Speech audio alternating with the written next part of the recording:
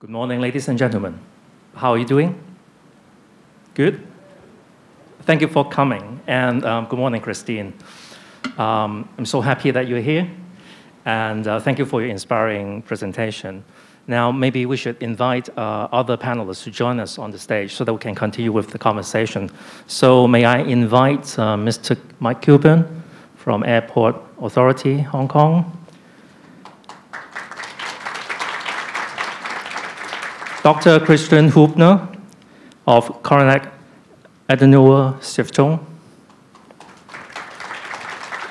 Mr. Victor Kwong, the Hong Kong and China Gas Company Limited. And we also have someone joining us live from Tokyo, Mr. Justin Wu of Bloomberg NEF. So, Justin, are you here?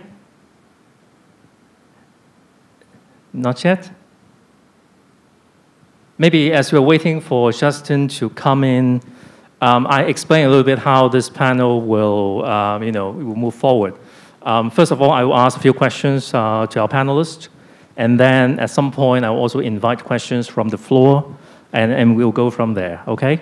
So maybe to begin with, at the opening remarks, actually, from Maria, she touches on, various government actually putting forward recovery plans. And with those, she talked about, thinking about resilience, thinking about climate change, climate science. And I think in that respect, Europe has been, leading the way. If I remember correctly, in January this year, the European Parliament, actually they voted for the, the Green Deal, European Green Deal. But then because of COVID-19, of course, some countries started to, say something different. They're saying, well, maybe that's not the right time to do that. But, at the end of the day, I think very recently, the European Union also put forward the Green Recovery Plan.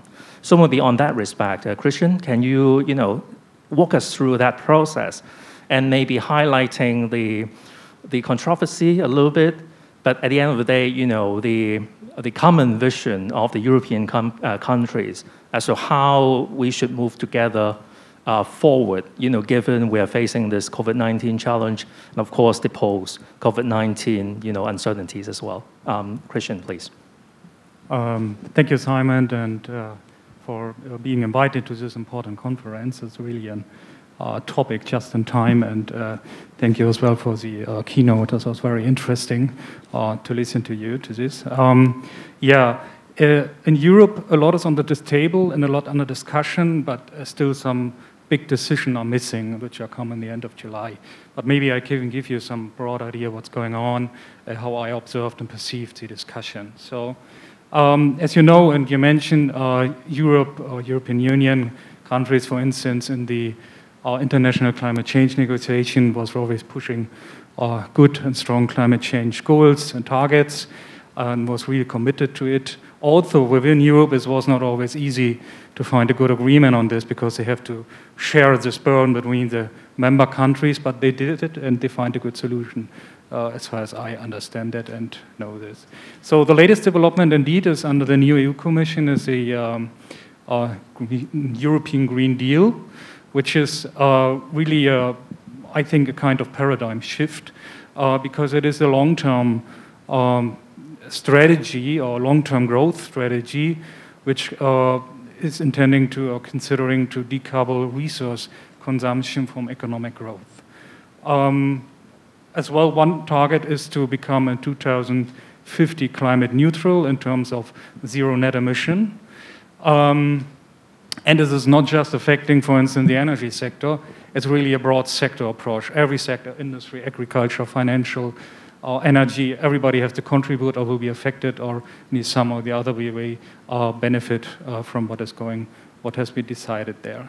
So this is a long-term strategy which came on table and has been adopted in the end of last year.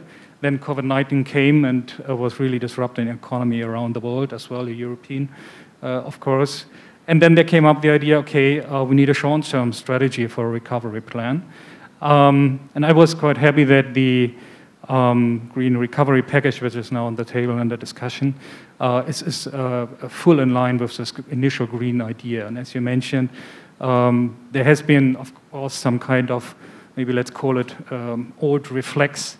So we have to forget the Green Deal and maybe concentrate on some business model which are not really in part of this Green Deal.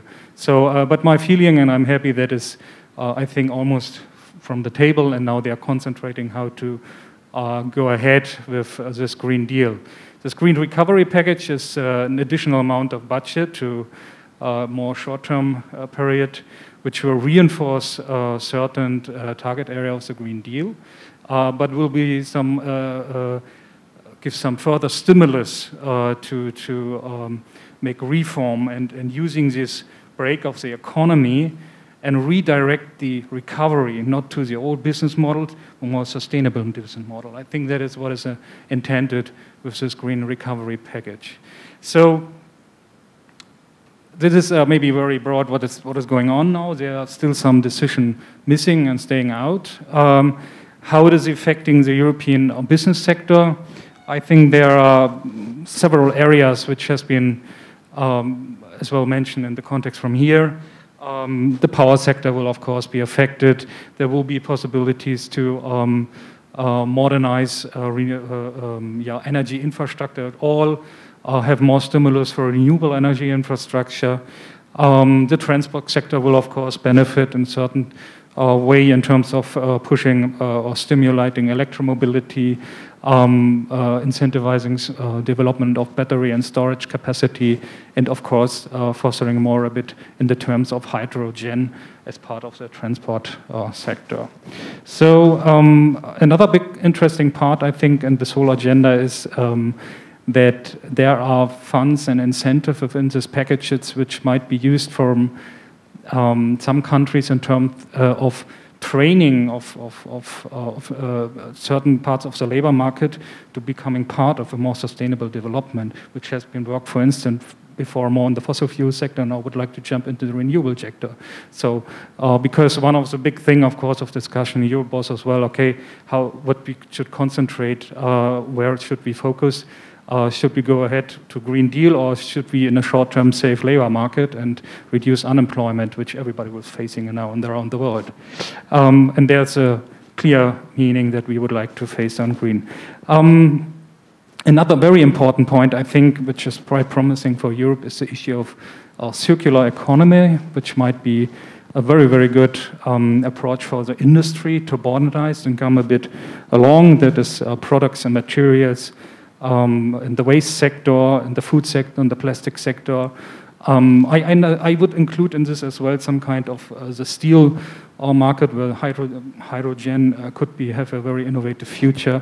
So circular economy, I think, is really a very important part for the industry and might be affected in a very positive way. Of course, digitalization in a green meaning, to propose, for instance, smart grids, more smart business model in the renewable energy sector. And of course, agriculture, and we already heard, this all is accompanied, by the way, by a EU taxonomy, which is currently under development, which will propose more green elements for disclosure. I may stop here and then give it back to you. Thank you. Okay, thank you, Christian. If I may just have a follow-up question. You mentioned circular economy, which is something that I think in Hong Kong we've been talking about for, not for long, but at least for a while. I noticed that in Europe, they've recently put together a strategy. I think it's called like a circular economy strategy for Europe, right? Is it correct? Which strategy? A strategy for circular economy, published by EU. Yeah, I think there are many discussions going on now on a national level, on the European level, of course. There are already business associations who are working a lot on this issue. To my understanding, it's pretty easy to talk about the circular economy. I think everybody is quite aware what does it mean. But to develop a business model to it, it's not that easy. Then you have to break out to a path you have already followed the last 50 years, and then you have to make a move, and you have to develop a real innovation technology, and you have to take a risk in the investment decision to do this. And there's, of course, a lot of communication and discussion going on in Europe to learn from each other within Europe. Okay, thank you, Christian. I noticed that Justin has just joined us from Tokyo online. So hello, Justin, can you hear us clear? I think your mic is muted, so please turn on your mic.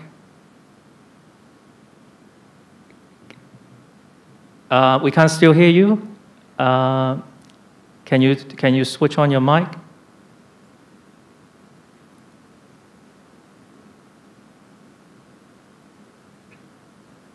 Okay, we'll see.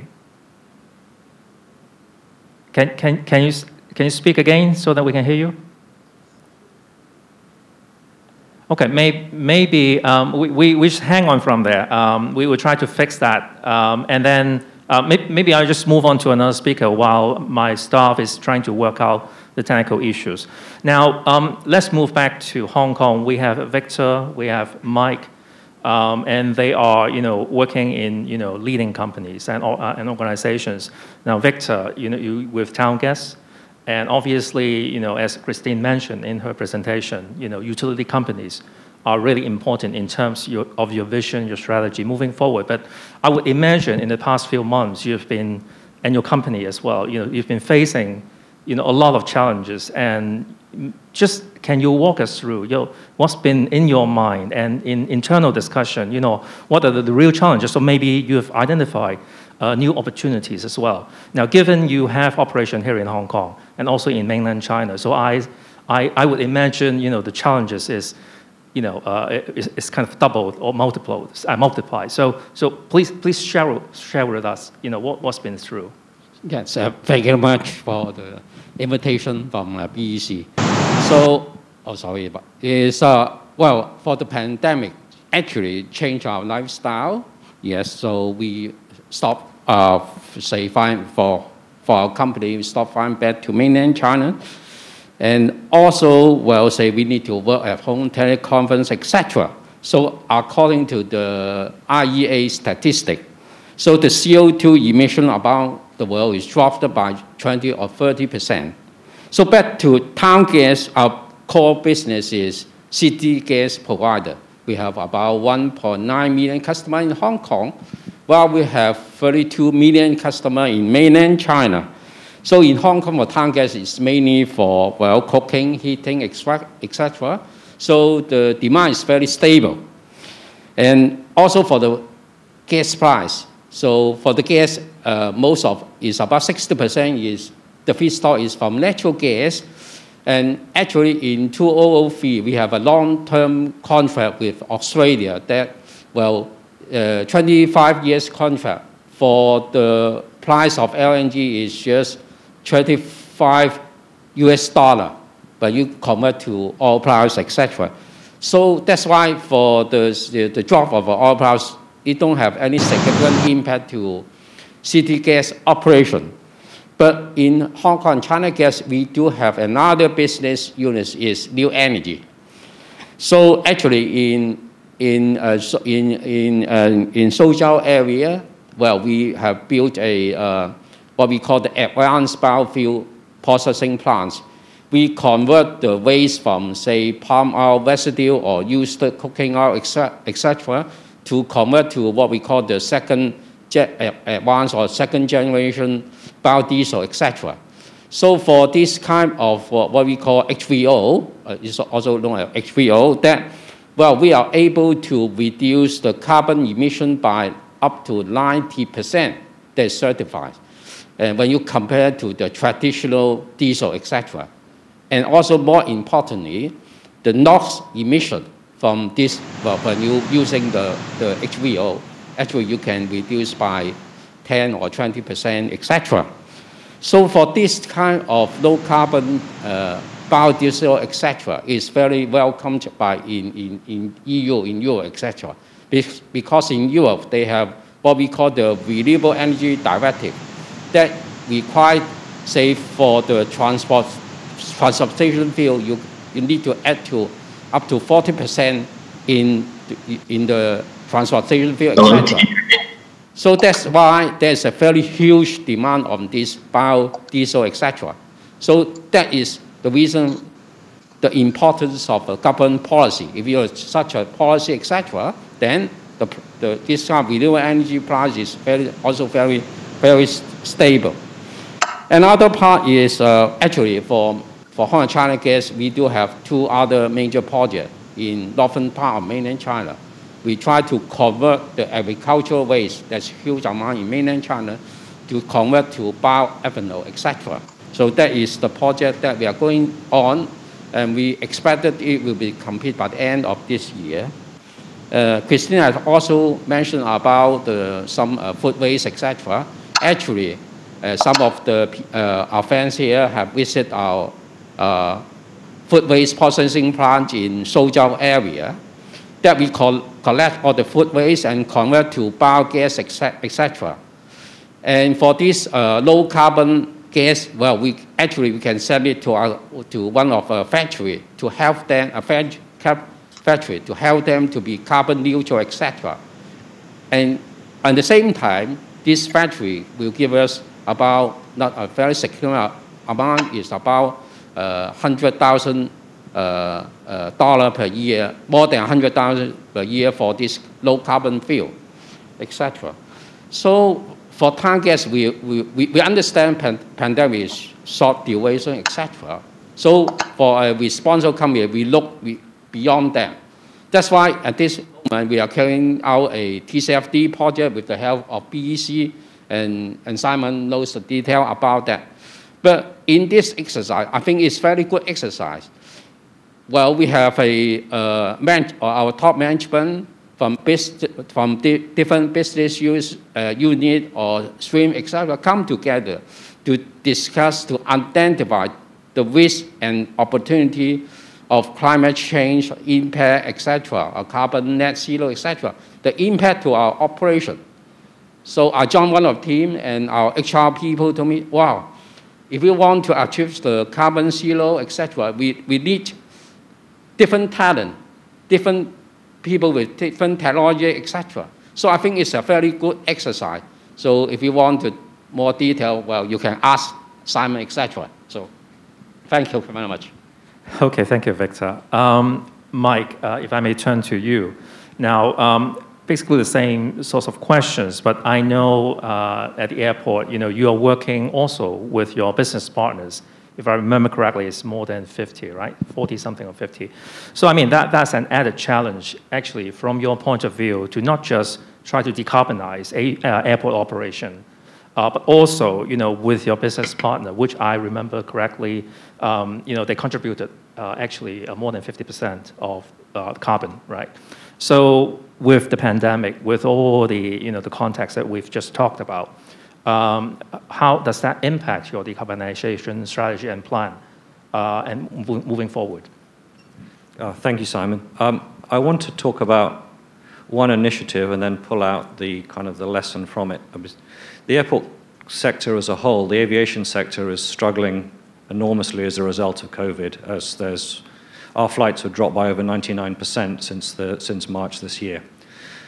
Now, one of the things we need to do is to keep the airport community together. And just to clarify, the airport authority has around 2,700 staff. The airport community is 73,000 staff. That means that we are responsible for coordination and planning, but a lot of the work is done by other companies at the airport. So one of the things which we've been asked to do by the government is to use our resources to support that community and as a result of the financial struggles of COVID. And one of the strategies, which I think is very relevant also to the initial keynote speech and also Christine's comments about how are we going to respond, is that my CEO made the decision to buy all the airside vehicles at the airport from the operators. They're all diesel vehicles, and by buying them, we transfer cash to their balance sheets, and at the same time, we take control of the process of converting those vehicles from diesel vehicles to electric vehicles. Even before COVID, we had a pledge to electrify 3,000 of them by 2030, and we have the infrastructure in place to run a more or less fully electric airside. But what this enables us to do is to combine a response to COVID with a strengthening of our climate initiatives, because the business partners get the cash flow that they need, we get control of the fleet, we are able to electrify, and this brings me to a second point. Electrification is only good as the emission factor of the grid. And for us, as the airport authority and the airport business partners, at the moment, over 80% and very soon to be 90% of our carbon emissions come from electricity we purchase from the grid. So we are very keen to see what is the pathway towards net zero, towards decarbonization.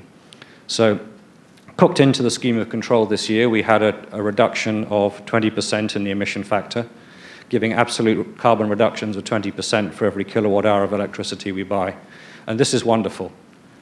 This gets us from 0.5 down to 0.4. Obviously, the closer we get to zero, the cleaner our electricity source is.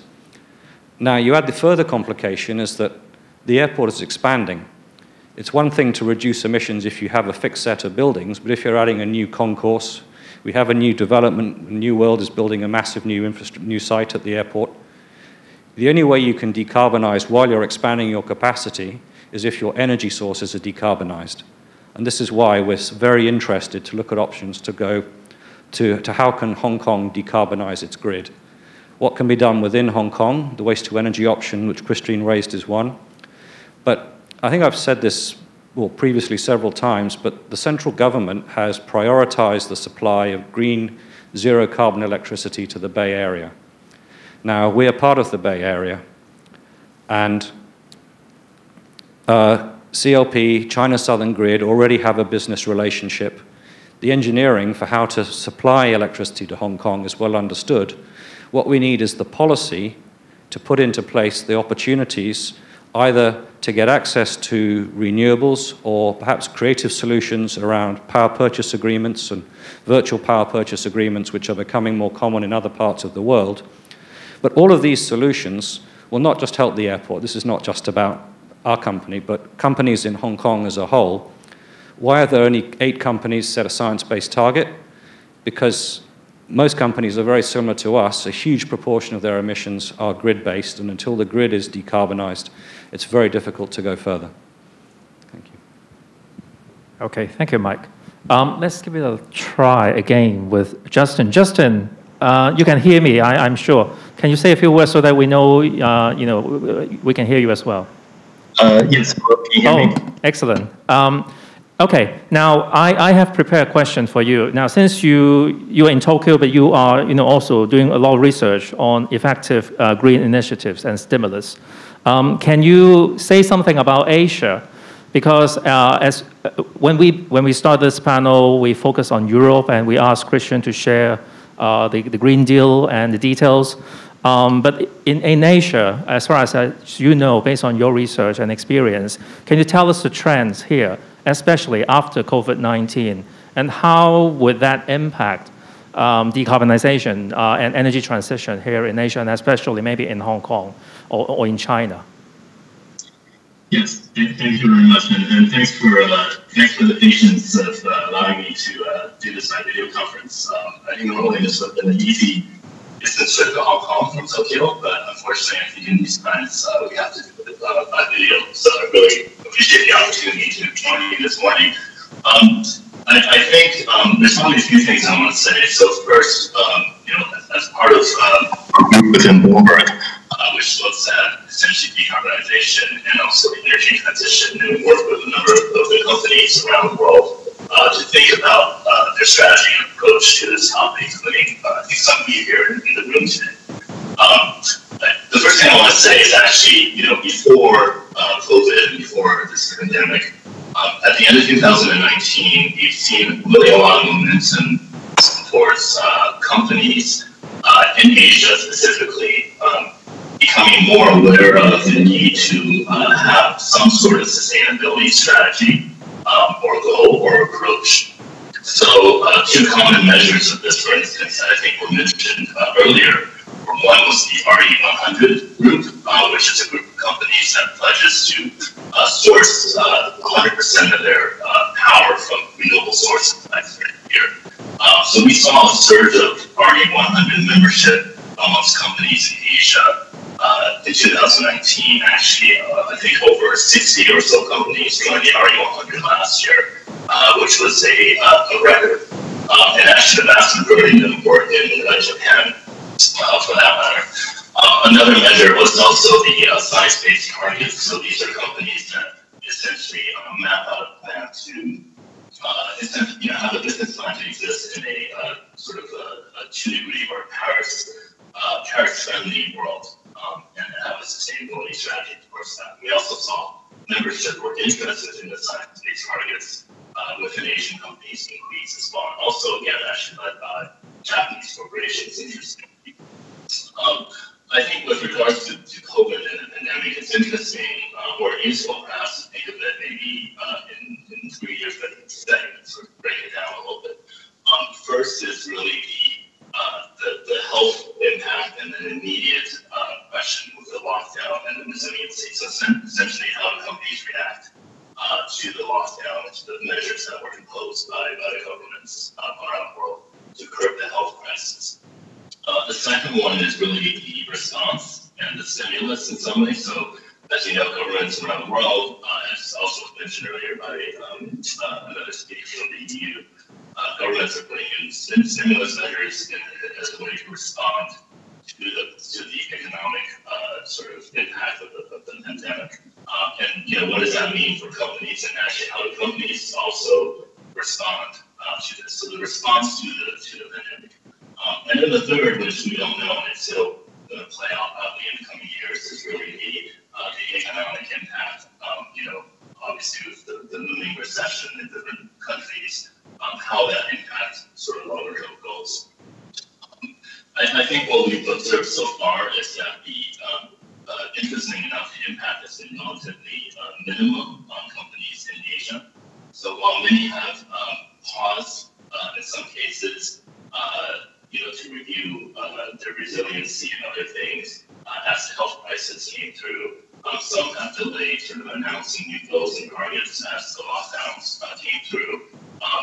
It wasn't, we didn't see any companies say we're going to reverse our strategy, or now it's no longer about our longer-term goals and sustainability.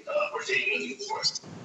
Really none of that has really happened. I think most companies recognize that this is very much a longer-term game, and any short-term disruption, relatively short-term disruption right now, is not really going to impact it.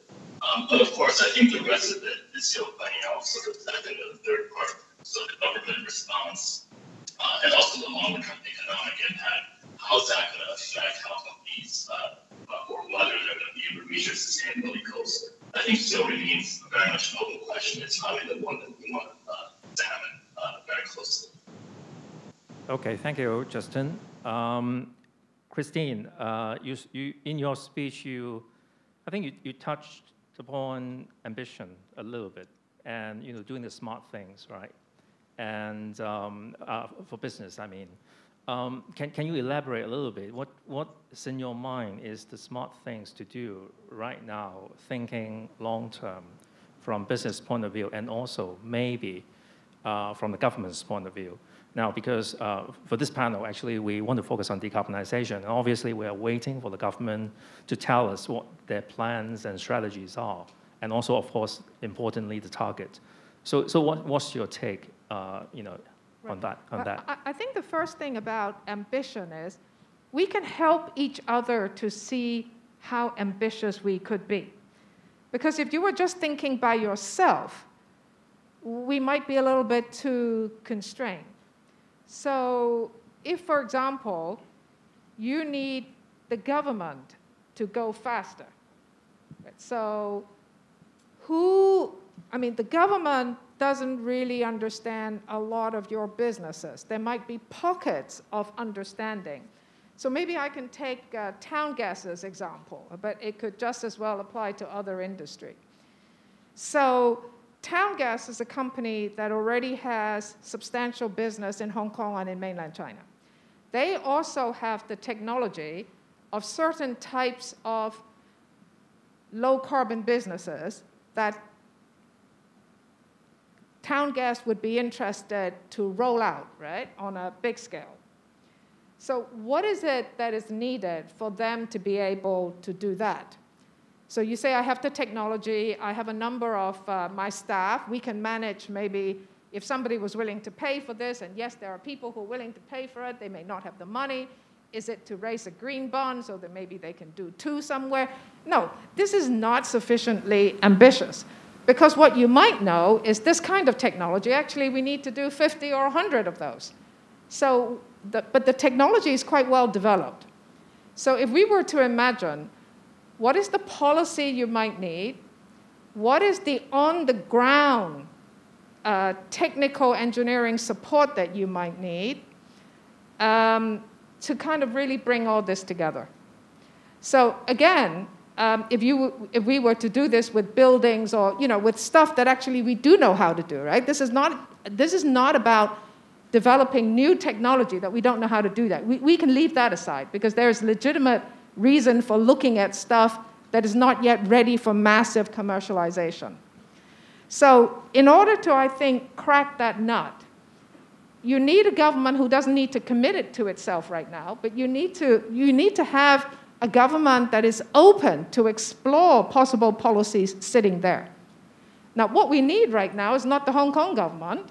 We need the mainland government to be able to sit there. Then secondly is, you need the engineering companies or the engineers to really say to you, if we were going to grow out 100 of these, and they're going to be at quality, what is the mechanism we need to be able to do that? And it might be some completely new idea. You might say that, in China we're going to need some kind of an academy, which they already have, right? And you're going to be pumping out the engineering capabilities there. But who will be the senior engineers that will kind of guide them? I mean, how can we put this together? Now, this has got to come from the private sector, not just the public sector. And then you say, well, okay, there are the banks, our financiers. It's not just about doing green bonds. It's going to be about, because we're financing this part of the, we need to get the public to invest. So can we imagine packaging large number of these projects together that can be listed? So you release money that could then go into the next 100 projects. So what I'm saying is, nobody really knows how to think all of this through, but we know that if we all sat together, we could probably start cracking this nut. So I think in terms of the ambition, what I'm really saying is, working together, we can all be more ambitious than being on our own. Yeah, thank you. I think, Christine, that's a good point. And actually, as I look at the questions that you sent to me, there are two questions that kind of echo what Christine is just talking about. Now, the first one is, actually that's for Mike and all panelists. What do the business communities or power companies need to do to enable the government to formulate policy to tap into future low-carbon power supply in the Greater Bay Area? And another one is about, in view of rapid renewable development in China, any cross-border policy, again, you would recommend government to introduce while leveraging mainland-side transformation to help Hong Kong's achievement.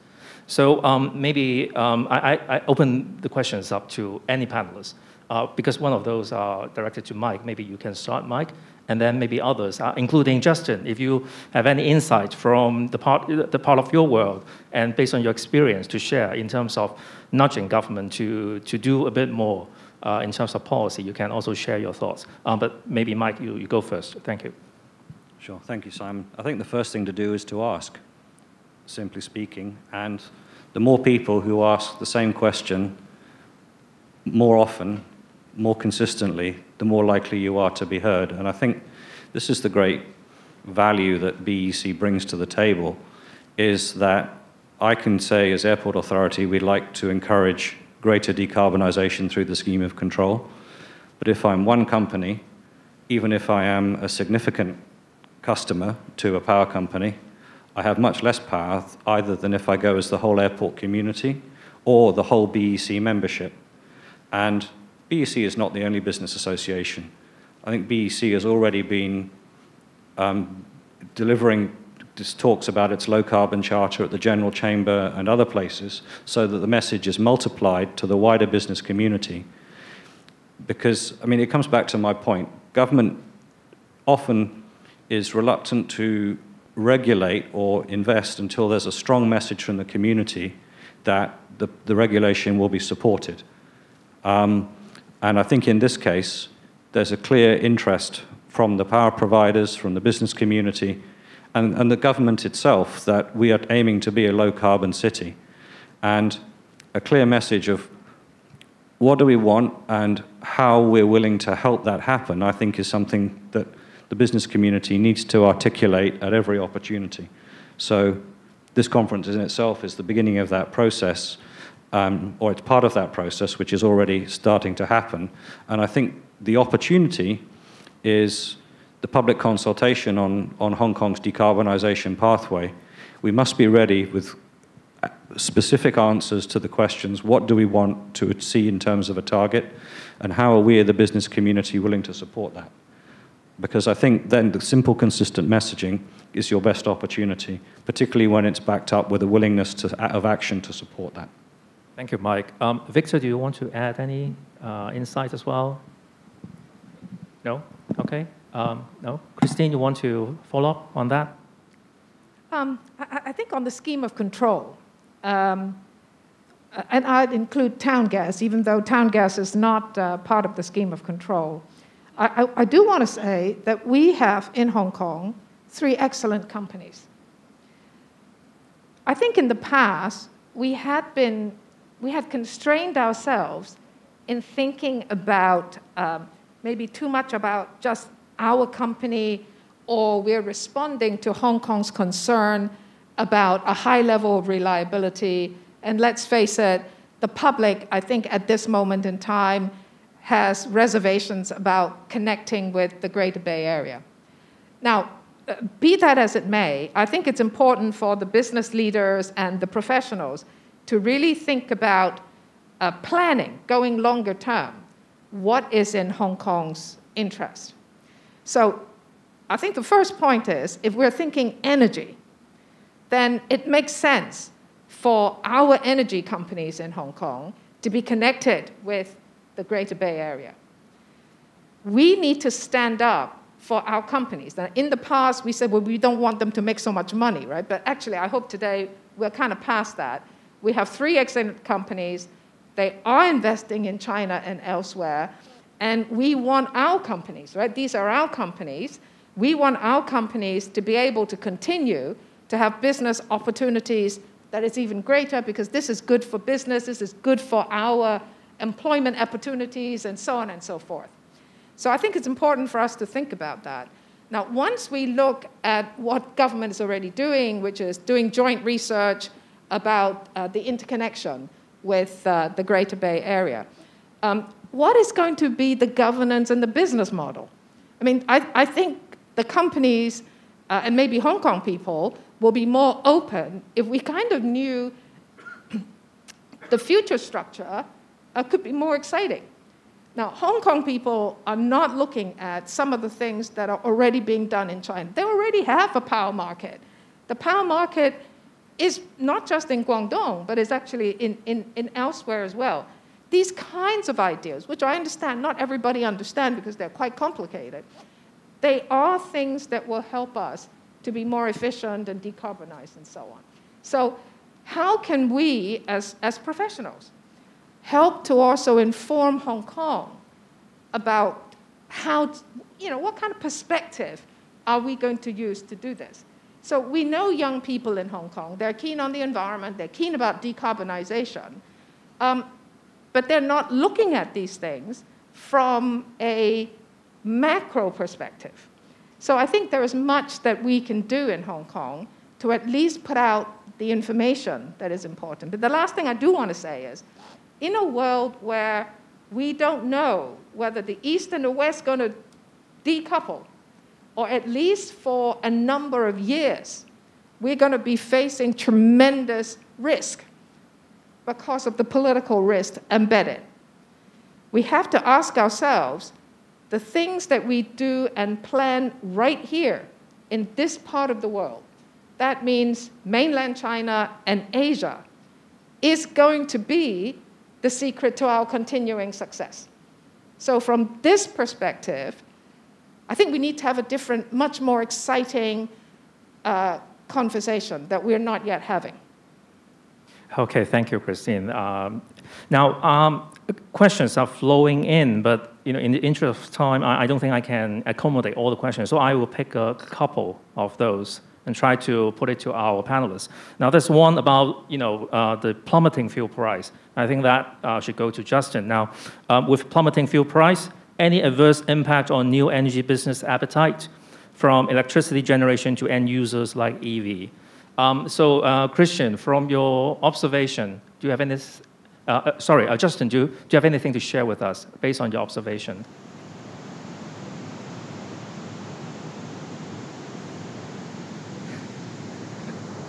We can't hear you.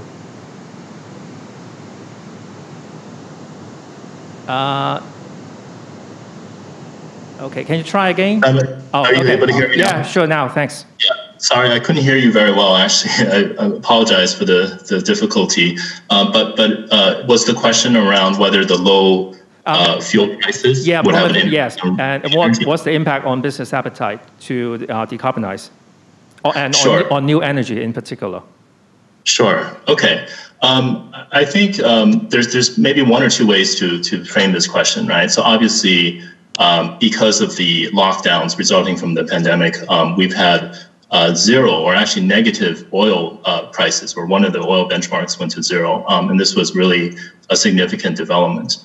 Now, oil prices themselves won't directly have an impact on clean energy or clean electricity deployment, because oil is really used in power generation, nor does it actually have a very direct impact on the uptake of electric vehicles, because when the oil price reaches the consumer, it goes through a number of regulations and other things, so it doesn't have an immediate direct impact. One could say that actually because of the economic slowdown or other lockdown measures, we see electric vehicle sales fall, for instance, in some countries. But actually, there is one thing that I do want to say about the oil price, which is probably a little bit unexpected for many people to think about. Prior to the whole pandemic or COVID-19, actually a number of large international oil companies were investing very heavily in both natural gas, specifically LNG, but also clean energy, hydrogen, and also newer technologies. So in some ways, oil companies were starting, or some of them at least, were starting to become drivers of the energy transition, or in some cases also becoming major proponents of decarbonization themselves. Now, if you have the oil price become volatile and also drop to very low prices, it really hits frankly, the bottom line of these oil companies, and that will have a significant financial impact on these companies, or actually on their appetite to spend capex on newer technologies or other things. So actually, a bit of an indirect impact is actually the oil companies themselves that are really I would say being most affected by this price volatility or lower fuel prices, and this is going to impact their ability to invest in solar companies and energy storage, to even deploy natural gas assets, or actually invest in whether it's upstream or midstream or even downstream applications. So I think that's probably, in the short term, that's probably going to be the one that will be the most significant, is the ability of oil companies to participate in the energy transition, or even to use their vast resources towards new technologies in decarbonization. Okay, thank you, Justin. I have many more questions, but I don't think I can take any more. So my suggestion is, during the coffee break, please grab the speakers and the panelists and talk to them directly. But that's one that I really want to ask because it's important now. It asks, without net zero energy supplied by the government or utilities, how can a company achieve net zero besides paying a big amount on carbon offset? So basically it's about, okay, if the utility companies or if the government is not going to help or facilitate in terms of providing zero carbon energy, so what should companies, not just big companies, but also small companies like SMEs, what should they do? Now, we only have 2 minutes, so maybe I just go around and see what you think. Mike, what do you think? Well, I mentioned briefly the emerging opportunities around power purchase agreements and virtual power purchase agreements, which is solutions that are emerging in other parts of the world. Now, the question always comes in who is responsible for companies' carbon accounting standards. Now, for me, it's the Airport Carbon Accreditation, which is a global body, and they will ultimately decide whether my PPA or virtual PPA meets their expectations or not, because if it doesn't, then it doesn't work for me. But there is an emerging market for this, and I think there's emerging interest, and I think the question is too negative. I think we will get a trajectory towards 2050. The question is the pace at which it can be done and the opportunities that can be done over and above the drivers under the scheme of control. Christine? I don't know whether the questioner was focusing on any particular government. So the good news is governments are moving towards decarbonization. So I think in Hong Kong, we're not really saying, well, what if the government doesn't want to do anything? I think the government does want to do something. So we're back to the issue about timeline and targets. So I go back to my last slide, the 4 Ts, right? I mean, we got to do this together. If we don't do this together, there's always somebody there who sort of says, well, I don't know what to do, or I don't think I can do it now because it doesn't suit my P&L. So it is important for government to be out there, and government has at least accepted the principles of doing something. So I think this is the time to organize ourselves and organize ourselves in a cross-disciplinary way to start those discussions that will actually get the right policies to move faster, and for the vested interest, whether they are power companies or property companies, right, that want to maximize their profit, obviously, to see that there is a structure out there that will actually be helpful for them in the long term to secure the profitability. But we won't be able to do it if we don't have clarity of thought and the right kind of policies. And of course, for Hong Kong, we need our government to be able to have the right narrative and the connections that they have to the mainland authorities. Thank you. Victor? My thinking is that, even though we don't have the net carbon zero target emission, etc. in Hong Kong, but at least we must, we can't just sit there and do nothing. And in fact, in Hong Kong, there's a lot of different technology, energy, etc. that is low carbon, that we can reduce our carbon footprint. As I mentioned, just like biodiesel, etc. Well, you can say, compared to traditional diesel, you can reduce 90% of the carbon emission. And also, just like, for example, I mentioned in Suzhou area for the food waste processing, you can, say, use the food waste to produce biogas. There is carbon zero, etc. And also in Suzhou area, we have a yard waste processing plant because in Suzhou there's a lot of trees, etc. So you can convert to biomass, etc. And that is what I mentioned. There's a lot of waste, etc. Well, we can convert to usable energy, etc. So I think net zero, maybe not so easy to be achieved in Hong Kong, but at least you can do something to reduce your carbon emission, etc.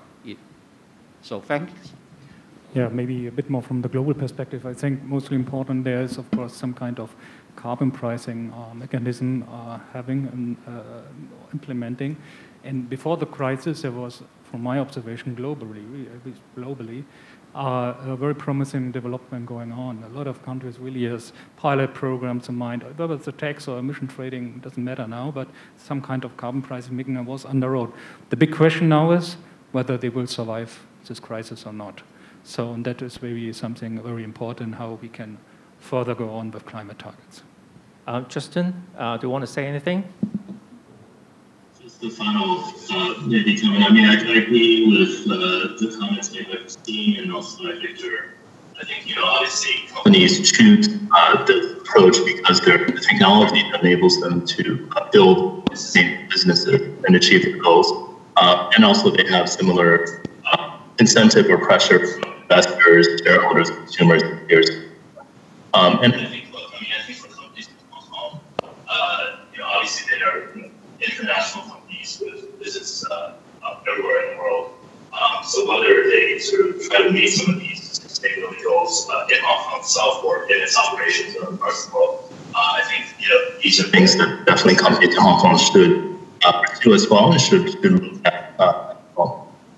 Thank you. One last sentence from Mike.